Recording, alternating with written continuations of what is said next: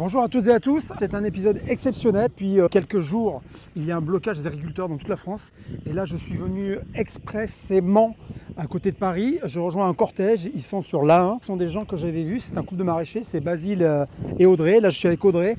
Elle m'amène rejoindre Basile qui est avec d'autres agriculteurs. Ils font le siège, ils ont dormi cette nuit sur place. Donc c'est vraiment l'actu à chaud, je fais rarement ça, mais je crois que je suis quand même assez concerné. Fond-Terroir n'existerait pas sans les agriculteurs, sans les maraîchers, tous les producteurs, productrices que je vais voir. On y va, c'est parti. Qui est là, c'est Audrey. Salut. On n'est pas là pour parler de vos beaux produits, voilà, maraîchage. On est là pour parler action. Et on rejoint Basile. Ouais, avec on va plein de camarades. On s'est passé la nuit. Ouais, c'est ça. Hein. Allez, go. C'est parti. J'ai ramené un petit peu d'Armagnac. Ah, ça va être bon ça. J'ai hâte de goûter.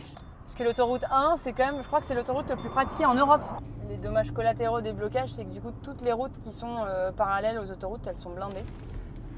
Comme là, bon, ça va boucher jusque pendant 500 mètres, 1 kilomètre. On a reçu, je ne les ai pas comptés, mais des dizaines et des dizaines de messages.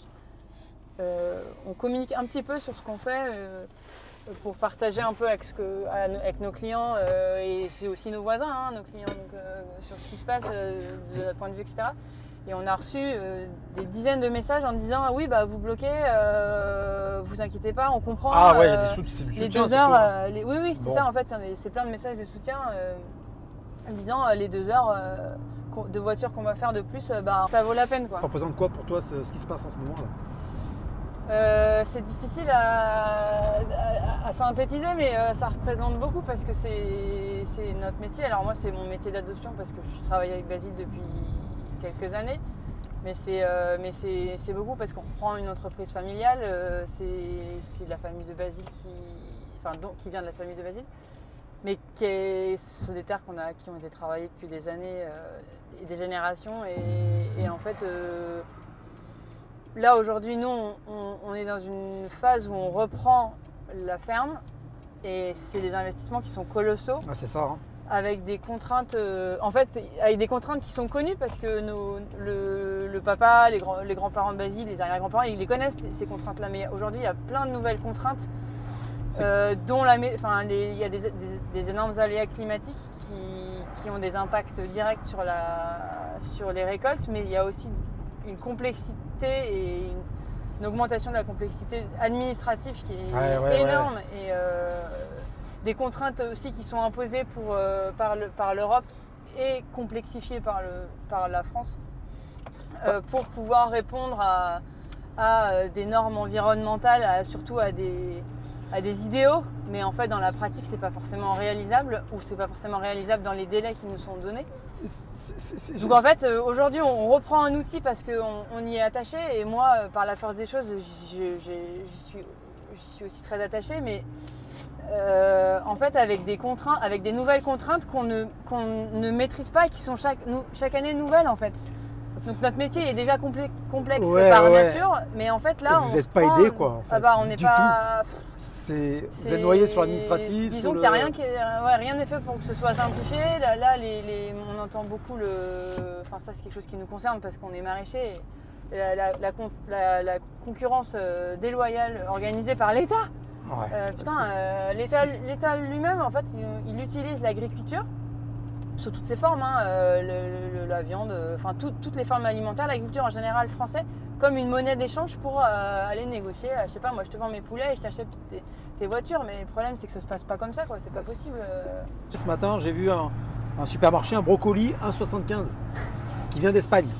Et je dis au vendeur, j'ai dit mais ben voilà pourquoi les agriculteurs contestent. Il me dit oui mais les consommateurs sont en demande et un brocoli français serait à 4,90. Beaucoup plus, tu vois, le brocoli chez moi. Alors déjà, ça fait peut-être 2 ou 3 mois que j'ai pas de brocoli parce qu'en fait, c'est très compliqué le brocoli cette année. Ouais. Et en plus, du coup, là, j'en ai eu une fois cette semaine et je crois qu'on va le vendre entre 6 et 8 euros le kilo. Tellement il y en a pas beaucoup, tellement c'est cher. C'est compliqué à produire, etc. Donc, forcément, si on vend 1,70 € le brocoli étranger, le consommateur. Même s'il aime bien l'agriculture française, parfois il va se dire ah oui en fait j'ai très envie d'un brocoli et tant pis pour les pesticides qui viennent d'Espagne. Ouais, complètement, c'est ça. Et aussi pour en fait on parle beaucoup de l'environnement et des pesticides qui sont mis sur les produits étrangers, mais on parle pas aussi de la main d'œuvre. Dans quelles conditions elle a travaillé cette main d'œuvre Je crois. pour sortir une tomate à 1 € le kilo, il reste combien à celui qui l'a récolté à la fin? Donc à celui qui l'a récolté, à celui qui l'a... à celui qui l'a... Enfin, il y a la main d'œuvre, mais il y a aussi l'exploitant. On bosse comme des fous et on a beaucoup d'incertitudes. Oui, Audrey. Ouais, vous êtes où? Bah, tu vois, il faut aller vers Paris. Bon bah ça marche, j'arrive. À tout. Ouais. Fermé jusqu'au péage de Chamon. Je m'appelle Pierre-Henri, moi je suis agriculteur dans l'Oise. Soyez conscients de ce que vous achetez, voilà, l'acte d'achat c'est comme un bulletin de vote, donc quand vous passez à la caisse, essayez d'avoir un maximum de produits français. Quels que soient les labels, il n'y a pas d'importance, on se fiche complètement. À partir du moment déjà où c'est français, vous avez l'assurance d'avoir un produit de qualité, parce que voilà, il y a plein d'annonces de notation qui le disent partout. On a une agriculture extrêmement performante, extrêmement vertueuse en France, et malgré ça, on veut réduire notre production, on veut nous foutre de la jachère, ça n'a aucun sens, quoi, aucun sens. On a une des agricultures les meilleures au monde. Et malgré ça, on veut nous contraindre à produire moins. Putain, c'est un non-sens terrible, quoi. Tu restes là, toi? Non, je me sauve. Bon. On fait des relais. Ben, c'est ça. Hein. Et nuit et jour, donc on est 3. T'as fait la nuit, là?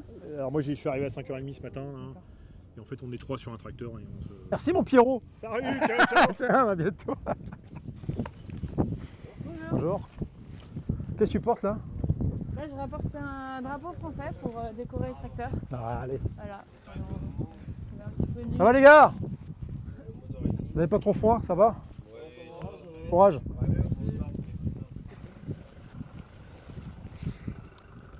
Audrey, on vient de croiser un Espagnol, là, et Je pourquoi? pense qu'il a peur qu'on lui achète plus de produits. Ah. Ouais, les Espagnols tremblent. Et Mais ouais, même si on les aime, hein. Bah, c'est vrai, c'est ça. Hein. Mais après, attention, il y a...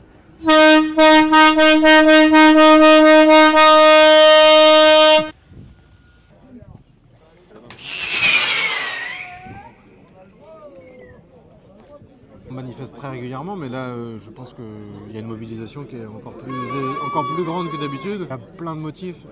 Je dirais que le premier motif, c'est déjà un sentiment d'injustice. La France importe de la production avec des normes beaucoup plus légères et beaucoup plus souples que nous, on a, de ce que nous on a. Donc ça, c'est pas du tout normal et c'est très mal vécu. Les pays, on importe des produits où les pays sont pas soumis aux mêmes règles que vous l'êtes. Donc ils sont moins stricts avec certains pays et on importe des produits qu'ici. Ici, on vous emmerde pour des trucs, quoi. Et Voilà, il y a un nombre de sujets comme ça, de distorsion de concurrence, ça s'appelle, qui est énorme. Donc ça, c'est un des motifs les plus élevés, avec aussi l'accumulation de normes, de paperasse et de contrôles qui sont faits et qui sont parfois qui se chevauchent, c'est-à-dire qu'on nous demande parfois 2 fois ou 3 fois la même chose, de remplir les mêmes trucs, parce que un coup c'est la DDT, c'est ça, c'est la paperasse. Alors, la France, on est un pays de l'administration, un gros pays d'administration, et encore plus, vous le voyez, vous, tous les jours, c'est votre quotidien, et surtout vous qui avez repris l'exploitation. Et c'est de pire en pire. Chaque année, ou tous les 2 ans, on demande un nouveau formulaire à remplir pour justifier l'utilisation de tel produit ou de telle pratique. Si vous plantez une haie, mais là, le discours par exemple pour la haie, pourtant c'est quelque chose que tous les agriculteurs sont assez motivés pour faire. Mais on se dit, mais en fait, ne plantez plus de haies, c'est trop compliqué. On va vous demander trop de choses derrière. Il faut la couper au sécateur, pas avec un lamier. Il faut faire ci, il faut faire ça. C'est d'une complexité et un aspect réglementaire qui est... elle n'a pas pété, celle-là. C'est des normes européennes aussi qui sont lourdes ou c'est que la France? C'est quoi? C'est parfois les deux aussi sont... Alors il y a les deux, et souvent ce qu'on reproche nous, agriculteurs français, à la France, c'est qu'on veut faire plus blanc que ce que l'Europe nous impose déjà. Donc plus dur, plus de normes, plus de réglementation pour être toujours mieux que les autres en Europe. Ce qu'on trouve pas forcément légitime, quoi. Pourquoi parce qu'on est en concurrence avec le monde entier et on est aussi en concurrence avec les pays de l'Union européenne qui n'ont pas les mêmes règles que nous. Pour le vendre au même prix, parce qu'après, ce sont les prix du marché international. Donc en fait, on produit avec des complexités qui sont plus grandes, mais on va vendre au même prix. Donc notre rentabilité, elle est encore plus faible. Il y a beaucoup d'incohérences, un revenu qui baisse. Chaque décision qui sont prises, c'est encore du revenu en moins pour les agriculteurs. Et à la fin, il y en a ras-le-bol, c'est pas possible. C'est un métier qui est pas évident. On a le moyen de production qu'on a, c'est la terre. La terre, on doit l'investir, on doit l'acheter. Elle s'amortit sur très longtemps. C'est pas du tout comme des outils de travail. C'est pas une rentabilité comme on peut avoir dans d'autres cœurs de métier. Et en plus de ça, on devient des bureaucrates. On n'a même plus le temps de travailler dans les champs. Enfin, j'exagère, mais c'est un peu ça ce qui sort du terrain. C'est ça le truc qui devient fou, c'est que avec toute la paperasse, on devient barjot. Vous devenez plus des bureaucrates. Parfois, je suis sur mon tracteur. Je suis sur mon tracteur et je culpabilise de ne pas être dans mon bureau pour remplir le tab dossier. Ah, t'as ton classeur sur les genoux. Je suis en retard sur mes dossiers réglementaires, mais je suis en retard. Ce qui est dingue aussi, je pense, dans le monde agricole, dis-moi si je me trompe, mais j'ai l'impression que tous les métiers para-agricoles vivent bien. C'est-à-dire le semencier, il vit bien. Celui qui fait tes plans, il vit bien. Celui qui va te conseiller, il vit bien. Tout le monde vit bien. Mais en fait, l'agriculteur, celui qui a produit, en fait, c'est celui à la fin qui se fait niquer. T'oublies le distributeur qui vit bien. Le distributeur, il vit bien. Ouais. Mais en fait, celui qui a produit, donc qui a fait l'effort de créer le plus de la valeur, et ben en fait, sa valeur, elle est complètement réduite. Mais c'est ça qui est hyper frustrant. Qui dit solidarité, dit quand même un petit coup, parce qu'avec le siège que vous faites, voilà. Alors j'ai ramené un petit Armagnac, c'est ma petite contribution à votre action, en étant là aussi. Ça me tenait à cœur. Et comme je disais, moi, Fonds de Terroir ne peut pas exister sans les agriculteurs, sans les producteurs et productrices que je rencontre toute l'année. Et vous avez été parmi les premiers que je suis allé voir. Et voilà, pour moi, c'est important d'être là aujourd'hui. C'est pas toujours léger, voilà, c'est l'actualité. Ouais, tout à fait. C'est tous les aspects de l'agriculture. Et là, franchement, t'es quand même au cœur de l'actualité. Courage et à l'action, Merci. quoi.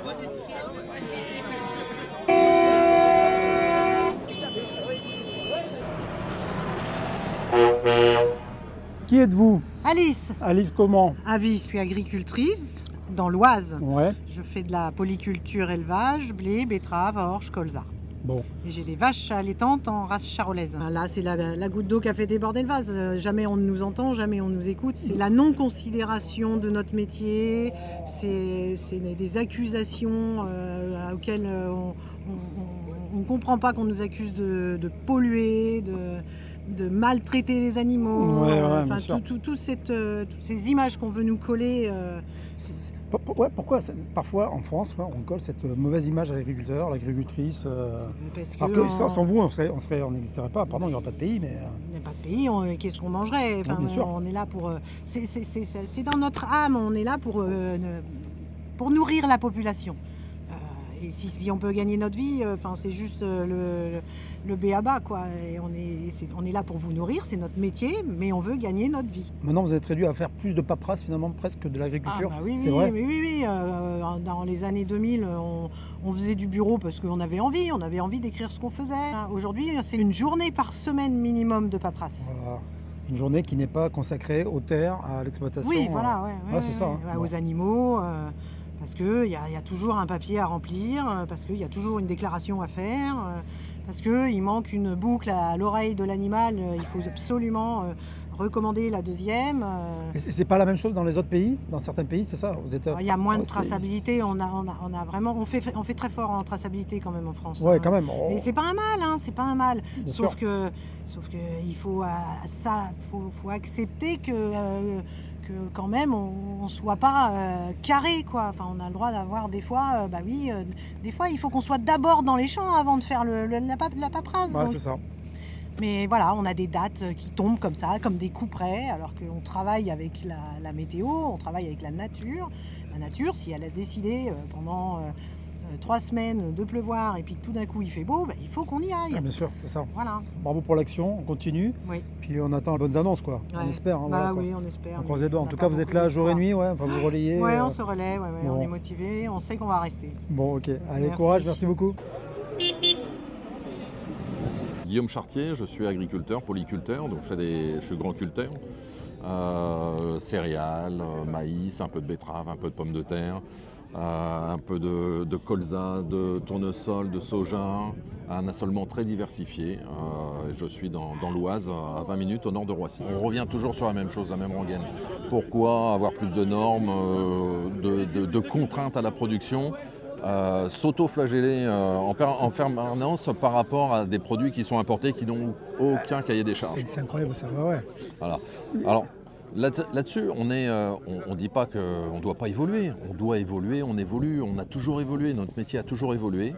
Et je pense qu'on a le bon sens paysan qui fait que dès qu'il y a la science avance, on essaye d'utiliser la science pour améliorer notre capacité à produire, pour nourrir. On est quand même un beau pays agricole, mais vous êtes emmerdé tout le temps. J'ai l'impression qu'on va parler comme ça, mais vous êtes tout le temps... On est contraint de tous les côtés et surtout les contraintes, elles sont antagonistes, elles sont contradictoires les unes avec les autres. Donc quand on se lève le matin, on se dit...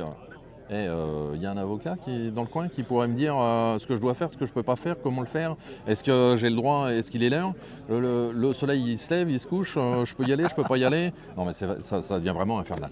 Et en quoi les mesures qui ont été déjà annoncées, pourquoi ça ne va pas? Pourquoi vous en attendez d'autres? Et qu'est-ce que vous attendez concrètement pourquoi ça va pas? On peut pas calmer le mouvement quoi. On attend vraiment, pour l'instant on n'en est que dans des actes politiques. Mais nous ce qu'on veut c'est un acte de terrain. On veut que ça redescende, que ça ruisselle jusqu'à nos fermes et que notre quotidien soit soulagé, qu'on ne travaille plus sous une contrainte, sous une chape de plomb en permanence, à se dire je fais bien, je fais pas bien. On fait notre métier, on a l'agriculture la plus saine et la plus durable au monde d'après la FAO. C'est pas rien quoi. Donc mettons toute l'énergie à amener les autres au même gradient que nous. Au même niveau, ça ne nous empêchera pas de continuer à évoluer. On n'a pas dit qu'on voulait stopper l'évolution, bien au contraire. On travaille avec du vivant, le vivant il évolue en permanence. Non, mais c'est bien de le rappeler, on a un beau pays agricole. Mais on a des territoires, des paysages qui sont extraordinaires et un savoir-faire extraordinaire que beaucoup de pays nous envient. Je suis souvent sur le Maghreb, sur l'Afrique et on est quand même une référence pour eux et on a beaucoup à apprendre d'eux aussi, hein. Faut pas négliger. Et puis il y a des passionnés partout, c'est génial. On a un pays de terroir. Je ne peux pas dire le contraire. Merci Guillaume. Je t'en prie, à bientôt. Merci.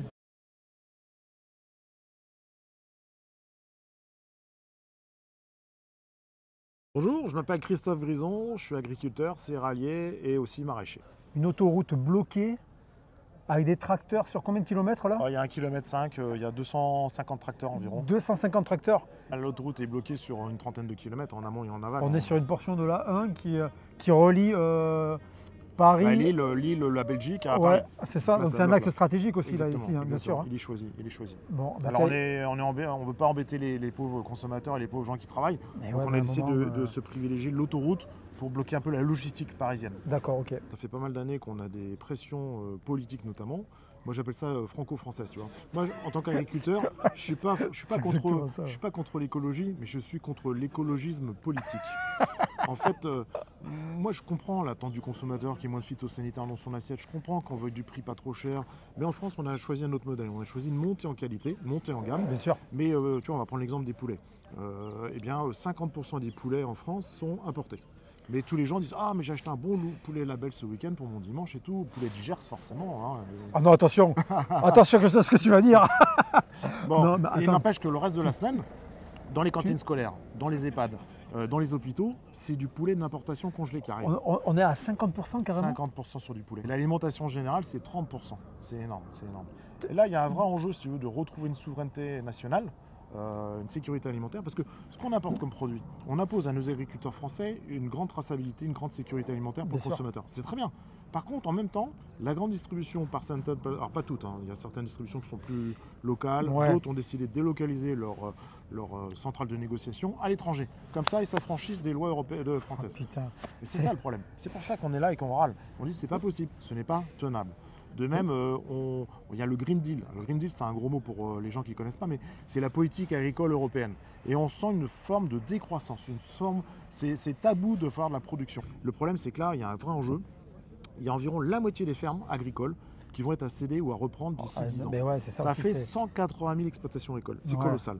Et si on ne change pas le modèle économique, les jeunes ne pourront pas s'installer. Tu vois, moi j'ai 56 ans, mais en fait, quand tu vois encore les problématiques à rembourser tes crédits et tes emprunts et la rentabilité de tes fermes, ça ne motive pas les jeunes. Ils préfèrent travailler dans un poste de commercial, dans une société. Voilà, ils n'ont pas envie de se projeter sur le monde agricole parce que c'est contraignant, il n'y a pas de samedi, il n'y a pas de dimanche. Alors je ne te parle même pas des éleveurs, qui est encore plus compliqué.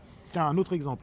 On décide en France, on ne veut plus d'œufs en cage. Ok, Je comprends la logique de ne plus avoir une poule enfermée. Ouais, bien sûr. Mais il n'empêche, dans le même temps, on va encore importer tous les œufs qui... On a vendu tout le matos au pays de l'Est, alors je ne vais pas les citer, et sûr. ça revient en œuf chez nous. Donc nous, on veut des œufs en plein air, mais la grande distribution, pour péter les prix, pour avoir de l'œuf à pas cher, va importer des œufs du pays de l'Est. Voilà, ça qu'agace. Puis on aurait plein d'autres exemples comme ça aussi. On pourrait passer l'après-midi là-dessus. Donc je pense qu'aujourd'hui, on n'aura pas de grandes annonces. Peut-être que j'en espère que demain, enfin, on est en une sortie de crise. Voilà. Il faut Merci, qu'on Christophe. affirme nos fermetés. C'est clair. Merci Bon à courage. toi. Merci, avec plaisir.